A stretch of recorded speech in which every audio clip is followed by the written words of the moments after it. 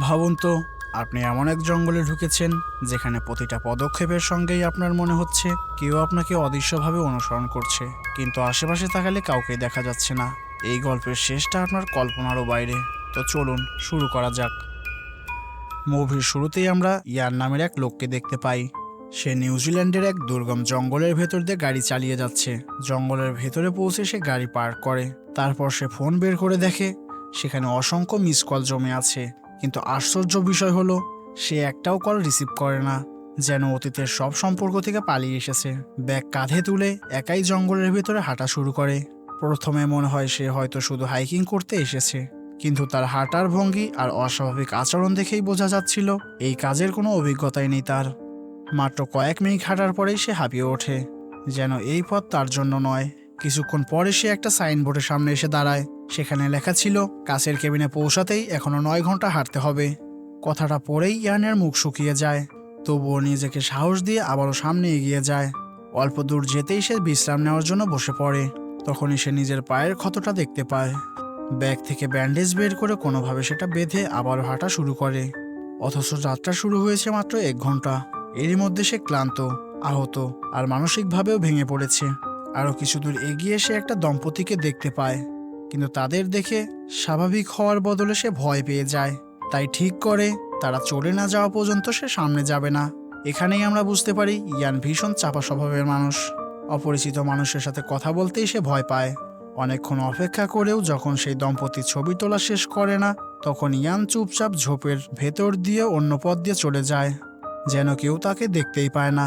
কিছুক্ষণ পর সে একটা আরামদায়ক জায়গায় বসে খাবার বের করে, কিন্তু বিস্কুটের প্যাকেট খুলতেই সেখানে হাজির হয় নিকি নামের আর এক হাইকার। নিকি একেবারেই উল্টো স্বভাবের। সে সবসময় অতিরিক্ত কথা বলতে পছন্দ করে, একের পর এক প্রশ্ন করতে থাকে। ইয়ান এতটাই অস্থির হয়ে পড়ে যে ঠিকমতো কোনো উত্তরই দিতে পারে না। সে শুধু উল্টে চলে যেতে চায়, কিন্তু নিকি এমনভাবে কথা বলে যে শেষ পর্যন্ত ইয়ান তার সঙ্গে একসাথে হাঁটতে রাজি হয়ে যায়। পথে হাঁটার সময় নিকি অবিরাম গল্প করে যায়। মনে হয় সে যেন নিজের সঙ্গেই কথা বলছে, কারণ ইয়ান পুরো পথ জুড়েই যেন চুপ। এক সময় ইয়ান বলে তার একটু প্রাইভেসি দরকার। সে প্রকৃতির ডাকে সাড়া দিতে চায়, কিন্তু নিকি শুধু অন্যদিকে মুখ ফিরিয়ে দাঁড়ায়, কারণ সে একদম নিশ্চিত সে একটু দূরে গেলেই ইয়ান পালিয়ে যাবে। অনেক ঘন্টা হাঁটার পর তারা অবশেষে প্রথম ক্যাবিনেটে পৌঁছে যায়। সেখানে এসেও ইয়ান পালিয়ে যাওয়ার চেষ্টা করে।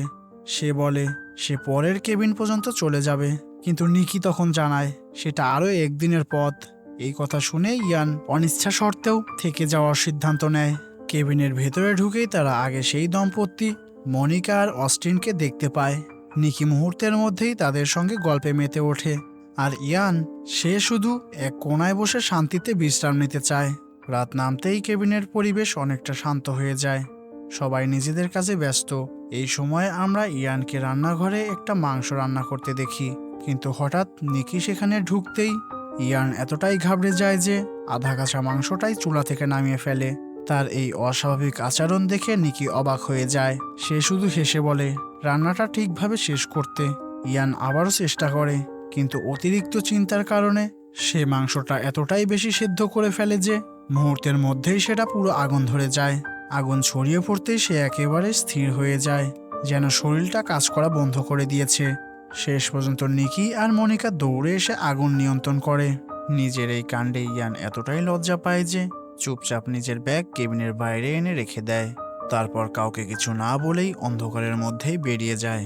কিন্তু কয়েক পা এগোতেই সে দূরে একটা ছায়া দেখতে পায়। ঠিক কী ছিল সেটা বোঝা যায় না, তবে ভয়ে সে সঙ্গে সঙ্গে আবারও সে কেবিনে ফিরে আসে। ফিরে এসে অস্টিনের পাশে বসে। অস্টিন অন্যদের তুলনায় অনেকটা শান্ত আর বিচক্ষণ। সে ইয়ানকে জিজ্ঞাসা করে সে কি সত্যিই চলে যাচ্ছিল। ইয়ান বিভ্রান্ত হয়ে বলে না, সে শুধু হাওয়া খেতে বেরিয়েছিল। সেই রাতেও ইয়ানের চোখে ঘুম আসে না। বিছানায় শুয়ে থাকলেও তার মাথায় একের পর এক অদ্ভুত চিন্তাভাবনা ঘুরতে থাকে। সকাল হলে মনিকা তার ক্লান্ত মুখ দেখে জিজ্ঞাসা করে সে ঠিকমতো ঘুমিয়েছে কিনা, কিন্তু ইয়ান শুধু ছোট্ট করে বলে হ্যাঁ। অদ্ভুত ব্যাপার হলো, আগের রাতের ঘটনায় নিকির বিন্দু পরিমাণে রাগ নেই, বরং সে হাসি মুখে জানায় বাকি পথ তারা 4 জন একসাথেই যাবে। কথাটা শুনে ইয়ানের মুখের ভাব বদলে যায়, কারণ সে সম্ভবত একা থাকতে চায়।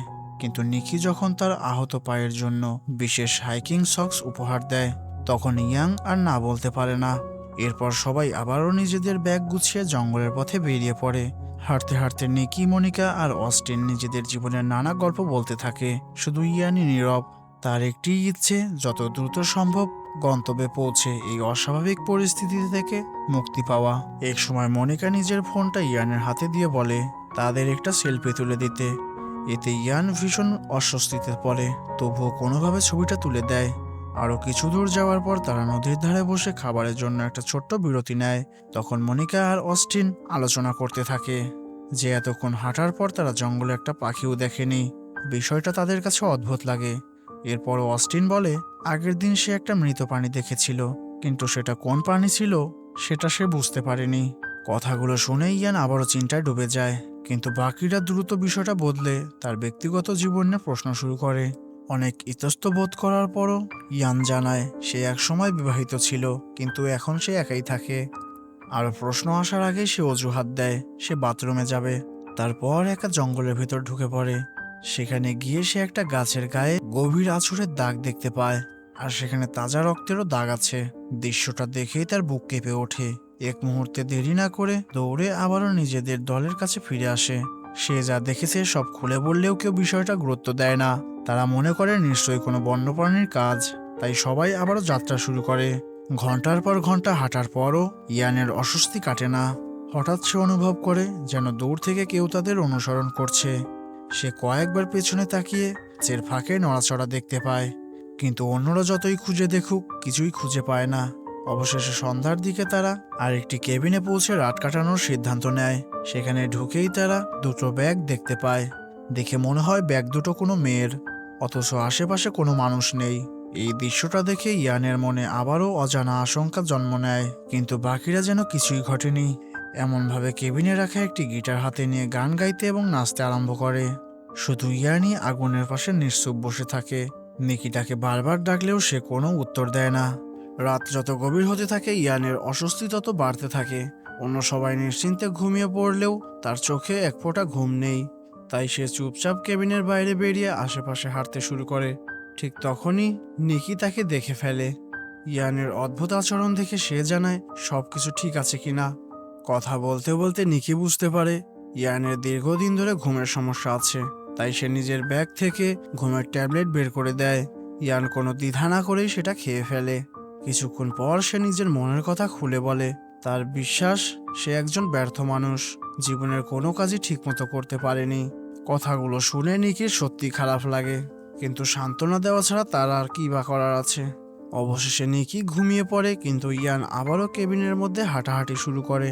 হঠাৎ তার চোখ পড়ে এক কোণে রাখা সেই দুজন অচেনা মেয়ের ব্যাগের দিকে। কৌতূহল সামলাতে না পেরে সে ব্যাগটি খুলে ফেলে। ভেতরে একটা ক্যামেরা দেখতে পায়। সে ক্যামেরার ছবিগুলো দেখতে শুরু করে। প্রথমে সবকিছুই স্বাভাবিক মনে হয়। দুই হাইকার মেয়ে জঙ্গলের বিভিন্ন জায়গায় ঘুরে বেড়াচ্ছে, কিন্তু হঠাৎ একটা ছবি তার চোখে আটকে যায়। ছবির অনেক দূরে গাছের আড়ালে দাঁড়িয়ে আছে একজন লোক। প্রথমে বিষয়টা তেমন গুরুত্ব পায় না, কিন্তু ইয়ান ছবিটা জুম করতেই তার মুখের রং বদলে যায়, কারণ সেই লোকটা আর কেউ নয়, নিকি। ইয়ানের মাথায় মুহূর্তের মধ্যেই হাজারো প্রশ্ন ঘুরতে শুরু করে। সে আরও প্রমাণ খুঁজতে চায়, কিন্তু ঠিক তখনই ঘুমের ট্যাবলেট কাজ করা শুরু করে। কয়েক সেকেন্ডের মধ্যেই সে মেঝেতে অজ্ঞান হয়ে ঘুমিয়ে পড়ে। পরের দিন সকালে ঘুম ভাঙতেই সে খেয়াল করে তার গায়ে একটা গরম কম্বল জড়ানো। মনিকা অবাক হয়ে জিজ্ঞাসা করে সে বিছানা ছেড়ে মেঝেতে কিভাবে এলো। ইয়ান জানায় রাতে নিকি তাকে ঘুমের ওষুধ দিয়েছিল। তারপর সে বলে সবার দেখার মতো একটা গুরুত্বপূর্ণ জিনিস তার কাছে আছে। ঠিক তখনই নিকি আর অস্টিন বাইরে থেকে কেবিনের ভিতরে ফিরে আসে। নিকি হেসে জানায় রাতের বেলা ইয়ানের যেন ঠান্ডা না লাগে, তাই সেই কম্বলটা গায়ে দিয়েছিল। কিন্তু ইয়ান এখন আর তাকে বিশ্বাস করে না। ইয়ান ক্যামেরা বের করে সবাইকে জানাতে চায় নিকি সেই দুই মেয়েকে অনুসরণ করেছিল, কিন্তু দুর্ভাগ্যবশত ক্যামেরার ব্যাটারি পুরোপুরি শেষ হয়ে যায়। ছবিগুলো আর কাউকে দেখানো সম্ভব হয় না। তবুও ইয়ান থামে না। সে জোর দিয়ে বলতে থাকে নিকি এই দুই মেয়েকে হত্যা করেছে। এমনকি তার দাবি আগের রাতে তাকে ইচ্ছা করে ঘুমের ওষুধ খাওয়ানো হয়েছিল, কারণ সে সত্যের খুবই কাছাকাছি পৌঁছে গিয়েছিল। এই অভিযোগ শুনে নিকি প্রচণ্ড রেগে যায়। সে কিছুতেই বুঝতে পারে না ইয়ান হঠাৎ এমন উল্টোপাল্টা কথা কেন বলছে। পরিস্থিতি যখনই একেবারে হাতের বাইরে যেতে চলেছে, ঠিক তখনই কেবিনের দরজা খুলে ভেতরে ঢুকে পড়ে সেই দুই হাইকার মেয়ে। এক মুহূর্তেই ইয়ানের সব অভিযোগ মিথ্যা প্রমাণিত হয়ে যায়। কেবিনে নেমে আসে অস্বস্তিকর নীরবতা। লজ্জায় ইয়ান কারো দিকে তাকাতে পারে না। সে চুপচাপ নিজের ব্যাগ গুছিয়ে কেবিন ছেড়িয়ে বেরিয়ে যায়। কিন্তু কিছু দূর যাওয়ার পর সে আবারও থেমে যায়। তার মনে হয় নিকির সঙ্গে সে ভীষণ অন্যায় করেছে। অবশেষে সে ফিরে আসে, নিকির সামনে দাঁড়িয়ে আন্তরিকভাবে ক্ষমা চায়। আশ্চর্যের বিষয় হলো নিকি এক মুহূর্ত দেরি না করে তাকে ক্ষমা করে দেয়, যেন কিছুই ঘটেনি। এরপর চারজন আবারও একসঙ্গে জঙ্গলের পথে হাঁটা শুরু করে। বেশিক্ষণ যেতে হয় না, তারা একটা মোড়ে পৌঁছে যায়। সেখানে রয়েছে দুটো আলাদা রাস্তা। একটা রাস্তা চলে গেছে মনোমুগ্ধকর ঝর্ণার দিকে, আর অন্যটা ঢুকে গেছে আরো গভীর জঙ্গলের ভেতর। এবার দলটা ভাগ হয়ে যায়।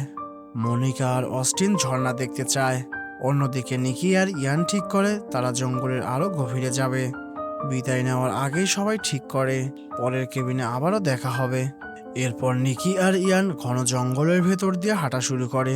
কিছু দূর যেতেই তাদের মনে হতে থাকে তারা হয়তো পথ হারিয়ে ফেলেছে। হঠাৎ নিকি একটি বিশাল ফাঁদে পা দিতে যাচ্ছিল, অল্পের জন্য বেঁচে যায়। ইয়ান বলে স্থানীয় বুনো ছাগল ধরতে এমন ফাঁদ ব্যবহার করে, কিন্তু নিকির মনে হয় ফাঁদটা কোনো সাধারণ প্রাণীর জন্য অনেকটা বড়। এর কিছুক্ষণ পর ইয়ানের মনে আবারও সেই পুরনো অনুভূতি ফিরে আসে, যেন কেউ গাছের আড়াল থেকে তাদেরকে দেখছে। এবার সে স্পষ্ট নড়াচড়া দেখতে পায়, কিন্তু কয়েক মিনিট পরই তাদের ভয় বদলে যায়, কারণ ঘন জঙ্গলের শেষ প্রান্তে দাঁড়িয়ে আছে এক অসাধারণ ঝর্ণা। দুজনেই আনন্দের মুহূর্ত অনুভব করে, কিন্তু তারা তখনও জানতো না এই আনন্দের পরই তাদের জীবনের সবচেয়ে ভয়ঙ্কর অধ্যায় শুরু হতে চলেছে। ঝর্ণার সৌন্দর্য উপভোগ করার পর নিকি আর ইয়ান আবার পথ চলা শুরু করে। কয়েক ঘন্টার মধ্যেই সূর্য ডুবে যায়, আশেপাশে নেমে আসে ঘন অন্ধকার। সামনে থাকা পরের কেবিনে পৌঁছাতে তাদের একটা সরু পাহাড়ি পথ পেরোতে হবে, কিন্তু এই পথটা দেখে ইয়ানের বুক ধড়ফড় করতে থাকে। তার দৃঢ় বিশ্বাস অন্ধকারের আশেপাশে কেউ তাদের জন্য অপেক্ষা করছে, তাই সে অন্য রাস্তা দিয়ে যাওয়ার প্রস্তাব দেয়। কিন্তু নিকি বিষয়টাকে গুরুত্বই দেয় না, বরং নিজের দামি টর্চটা ইয়ানের হাতে দিয়ে সামনে এগোতে বলে। ইয়ান ভয়ে ভয়ে হাঁটতে থাকে, তার হাত কাঁপছিল। সেই কারণেই হঠাৎ টর্চটা হাত ফসকে নিচের ঢালুতে পড়ে যায়। এটা দেখে নিকি প্রচণ্ড রেগে যায়, কারণ টর্চটার দাম ছিল প্রায় $300। সে ইয়ানকে নির্দেশ দেয় নিচে নেমে যেভাবেই হোক টর্চটা তুলে আনতে হবে। উপায় না দেখে ইয়ান সাবধানে ঢাল বেয়ে নিচে নামে। কিছুক্ষণ পর সে টর্চটার কাছাকাছি পৌঁছে যায়, কিন্তু ঠিক যখনই সেটা তুলতে যাবে তখনই অন্ধকারের মধ্যে একটা বিশাল অদ্ভুত নড়াচড়া দেখতে পায়। দৃশ্যটা দেখে ইয়ান আতঙ্কে চিৎকার করে দৌড়ে পালিয়ে আসে। এদিকে মনিকা আর অস্টিন কাছাকাছি চলে এসেছিল। চিৎকার শুনে নিকিও ছুটে আসে। চারজন মিলেও আশেপাশে খোঁজাখুঁজি করে সেই রহস্যময় প্রাণীর কোনো চিহ্ন খুঁজে পায় না। শেষ পর্যন্ত তারা সব থেকে কাছের কেবিনে গিয়ে আশ্রয় নেয়। এই ঘটনার পর মনিকা, অস্টিন আর নিকি তিনজনই মনে করতে শুরু করে ইয়ান মানসিকভাবে হাইকিং চালিয়ে যাওয়ার মতো অবস্থায় নেই। এদিকে কাপলটিও তাদের হানিমুন নষ্ট করতে চায় না, তাই নিকি সিদ্ধান্ত নেয় সে নিজেই ইয়ানকে নিরাপদে শহরে পৌঁছে দেবে। পরের দিন সকালে তারা খুব নরমভাবে ইয়ানকে তাদের পরিকল্পনাটা জানায়। কথাগুলো এমনভাবে বলা হয় যেন তারা একটা ছোট্ট শিশুকে বুঝিয়ে বলছে। ইয়ান বুঝতে পারে সে সত্যিই সবার জন্য বোঝা হয়ে উঠেছে, তাই অনিচ্ছা সত্ত্বেও সে রাজি হয়ে যায়। সকালে সূর্য ওঠার পর নিকি আর ইয়ান শহরের উদ্দেশ্যে রওনা দেয়। কয়েক ঘন্টা হাঁটার পর হঠাৎ নিকি বলে তার প্রাকৃতিক ডাকে সাড়া দেওয়া দরকার। সে একটু ভেতরের দিকে যায় এবং ইয়ানকে অপেক্ষা করতে বলে, কিন্তু অনেকক্ষণ কেটে গেলেও নিকি আর ফিরে আসে না। প্রথমে ইয়ান অপেক্ষা করে, তারপরে অস্থির হয়ে সে খুঁজতে যায়। আর সেখানে পৌঁছে সে এমন একটা দৃশ্য দেখতে পায় যা তার জীবন বদলে দেয়। ঠিক কী দেখেছিল সেটা তখনও দর্শককে দেখানো হয় না। এরপর দৃশ্য বদলে যায়। মনিকা আর অস্টিন নিশ্চিন্তে কেবিন থেকে ফিরে আসছিল। হঠাৎ পথের মাঝে তাদের সঙ্গে দেখা হয় আতঙ্কিত ইয়াংয়ের। সে হাঁপাতে হাঁপাতে শুধু একটা কথাই বলতে থাকে, সে ওকে মেরে ফেলেছে, খেয়ে ফেলেছে। ইয়ান বারবার তাদেরকে অনুরোধ করে ওই পথে না যেতে, অন্য রাস্তা নিতে, কিন্তু মনিকা আর অস্টিন ভাবতে থাকে ইয়ান হয়তো সম্পূর্ণভাবে মানসিক ভারসাম্য হারিয়ে ফেলেছে। যখন ইয়ান মরিয়া হয়ে তাদেরকে আটকানোর চেষ্টা করে তখন অস্টিন নিজের ছুরি বের করে তাকে দূরে সরে যেতে বলে। অবশেষে তারা দুজনই জঙ্গলের ভেতরে এগিয়ে যায়, আর কয়েক মিনিটের মধ্যেই বুঝতে পারে ইয়ানের কথা মিথ্যা ছিল না। হঠাৎ অদৃশ্য কিছু একটা মনিকাকে মাটি থেকে তুলে জঙ্গলের ভেতরে টেনে নিয়ে যায়। সবকিছু এত দ্রুত ঘটে, অস্টিন কিছুতেই কিছু বুঝে উঠতে পারে না। সে পাগলের মতো স্ত্রীর খোঁজে দৌড়াতে থাকে। ঠিক তখনই আবারও সামনে পড়ে ইয়ান। রাগে অন্ধ হয়ে অস্টিন মনে করে ইয়ানই হয়তো তার স্ত্রীকে ক্ষতি করেছে, তাই সে ইয়ানের উপর ঝাঁপিয়ে পড়ে। কিন্তু পরের মুহূর্তেই তার চোখ চলে যায় দূরের দিকে। সেখানে গাছের নিচে পড়ে আছে মনিকার ক্ষতবিক্ষত কাটা লাশ। দৃশ্যটা দেখে অস্টিন ভেঙে পড়ে। সে আবারও ইয়ানের দিকে ঝাঁপিয়ে পড়তে যায়, কিন্তু ঠিক তখনই তার পা একটা বিশাল ফাঁদে আটকে যায়। আর সেই মুহূর্তেই অন্ধকার থেকে ধীরে ধীরে বেরিয়ে আসে আসল শিকারী। ওটা কোনো মানুষ নয়, এটা একটা বিশাল বিকট আকৃতি একটা পাখির মতো। প্রাণীটিকে দেখেই ইয়ান আর অস্টিন দুজনেই আতঙ্কে জমে যায়। এরপর প্রাণ বাঁচানোর জন্য তারা মরিয়া হয়ে দৌড়ে কাছের কেবিনে ঢুকে পড়ে। ভেতরে ঢুকেই সব দরজা জানালা বন্ধ করে দেয়। এখন অস্টিন গুরুতর আহত, অর্থাৎ এতদিন যাকে সবাই ভীরু আর অকেজো ভেবেছিল, সেই ইয়ানের কাঁধে এসে পড়েছে বেঁচে থাকার পুরো দায়িত্ব। সে কেবিনের ভেতর থেকে যা যা অস্ত্র পাওয়া যায় সব জড়ো করতে শুরু করে। একদিকে ভয়, অন্যদিকে মৃত্যুর ছায়া। তবুও সে অস্টিনকে সাহস দিয়ে বলে তারা দুজনেই বেঁচে ফিরবে। কিন্তু অস্টিনের চোখে তখন আর কোনো আশার আলো নেই। ঠিক সেই সময় কেবিনের বাইরে ভারী কিছু একটা এসে দাঁড়ায়। তারপর শুরু হয় দরজায় একের পর এক ভয়ঙ্কর আঁচড়। প্রতিটি আঁচড়ে পুরো কেবিন কেঁপে ওঠে। আর কয়েক সেকেন্ড পরই দরজা ভেঙে ভেতরে ঢুকে পড়ে সেই দানবীয় পাখি। দরজা ভেঙে ভেতরে ঢুকতেই অবশেষে প্রাণীটাকে স্পষ্ট দেখা যায়। এটা সাধারণ কোনো পাখি নয়, বিশাল আকারের, ধারালো ঠোঁট আর ভয়ঙ্কর নখওয়ালা শিকারী, যে মানুষকে নিজের খাবার বানায়। প্রাণীটা এক মুহূর্ত সময় নষ্ট না করে সবার আগে সে অস্টিনের উপর ঝাঁপিয়ে পড়ে। নিজের ধারালো ঠোঁট দিয়ে অস্টিনের মাথায় এমন জোরে আঘাত করে যে অস্টিন ঘটনাস্থলেই মারা যায়। এবার প্রাণীটার লক্ষ্য হয় শুধুমাত্র ইয়ানের ওপর। এতক্ষণ সবাই যাকে ভীরু, দুর্বল আর ব্যর্থ মানুষ মনে করেছিল, সেই ইয়ানই এবার পালিয়ে না গিয়ে দাঁড়িয়ে যায় মৃত্যুর সামনে। সে প্রাণীটার সঙ্গে মরিয়া হয়ে লড়াই শুরু করে। এক পর্যায়ে ইয়ান দুই হাত দিয়ে পাখিটার ঠোঁট চেপে ধরে, তারপর নিজের আঙুল তার চোখের ভেতরে ঢুকিয়ে দেয়। প্রাণীটা তখন ছটফট করতে থাকে, কিন্তু ইয়ান এক সেকেন্ডের জন্যও তার হাত ছাড়ে না। নিজের সমস্ত শক্তি দিয়ে প্রাণীটার গলা চেপে ধরে রাখে। কিছুক্ষণ পর দানবটা একেবারে নিস্তেজ হয়ে পড়ে। অবশেষে সেই ভয়ঙ্কর শিকারী মারা যায়। ইয়ান ক্লান্ত শরীরে মেঝেতে বসে হাঁপাতে থাকে। তার চোখে তখনও শুধু বেঁচে থাকার স্বস্তি, কিন্তু সেই স্বস্তি মাত্র কয়েক সেকেন্ডই স্থায়ী হয়। হঠাৎ তার মুখের উপর ফোঁটা ফোঁটা রক্ত পড়তে শুরু করে। সে ধীরে ধীরে মাথা তুলে তাকায়, আর যা দেখে তাতে তার শরীর হিম হয়ে যায়। গাছের অনেক উপরে ঝুলে আছে সেই দুই হাইকার মেয়ের একজনের রক্তমাখা লাশ। আরো ভয়ঙ্কর বিষয় হলো একটু দূরেই সে আরেকটা ভয়ঙ্কর পাখিকে দেখতে পায়। তার পাশেই রয়েছে একটা বিশাল বাসা, সেখানে রাখা আছে কয়েকটা অস্বাভাবিক বড় ডিম। এই দৃশ্য দেখে ইয়ান বুঝে যায় সে যে প্রাণীটাকে মেরেছে সেটা একা ছিল না, পুরো জঙ্গলই এমন শিকারী পাখিতে ভরা। এক মুহূর্ত দেরি না করে সে কেবিন ছেড়ে প্রাণপণে দৌড়াতে শুরু করে। অনেক কষ্টে সে পার্কিং এলাকার কাছাকাছি পৌঁছে যায়, কিন্তু ঠিক তখনই আরেকটি দানবীয় পাখি আকাশ থেকে ঝাঁপিয়ে পড়ে। প্রাণীটা তার শরীরের বিভিন্ন জায়গায় গভীরভাবে আঘাত করে। তবুও ইয়ান হার মানে না। সে বুদ্ধি করে নিজের জামা খুলে প্রাণীটির মুখের দিকে ছুঁড়ে মারে। কয়েক সেকেন্ডের জন্য পাখিটা বিভ্রান্ত হয়ে পড়ে। সেই সুযোগে ইয়ান প্রাণ বাঁচিয়ে সেখান থেকে পালিয়ে যায়। অবশেষে সে নিজের গাড়ির কাছে পৌঁছায়, কিন্তু নতুন বিপদ অপেক্ষা করছিল। তার গাড়ির চাবি কোথায় যেন হারিয়ে গেছে। চোখের সামনে গাড়ি থাকা সত্ত্বেও সে ভিতরে ঢুকতে পারছে না।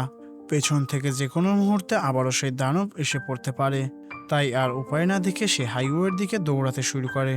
দীর্ঘক্ষণ দৌড়ানোর পরে সে অবশেষে দূরে একটা গাড়ি দেখতে পায়।